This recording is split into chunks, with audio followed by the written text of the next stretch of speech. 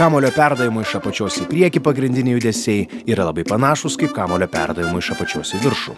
Tačiau yra keletas esminių skirtumų. Mokomės toliau. Labai svarbu teisinga laikysena. Rankos turi būti sudėtos tvirtai, kad kamuolio perdavimo metu jos neišsiskirtų. Svarbiausia, kad būtų tinkama rankų plokštuma kamuolio perdavimui.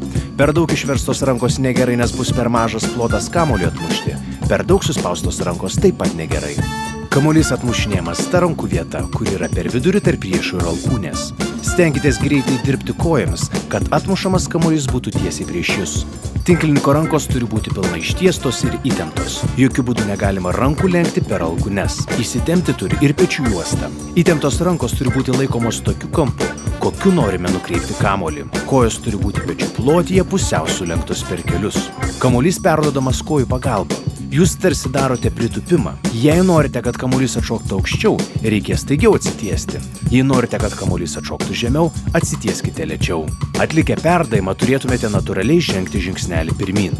Jei tai nepavyko, reiškia, kad perdavimą atlikote ne kojų pagalba, o mojant rankomis arba lenkiant nugarą. Įsiminkite šios patarimus, praktikuokitės ir kamuolį atmušite tiksliai.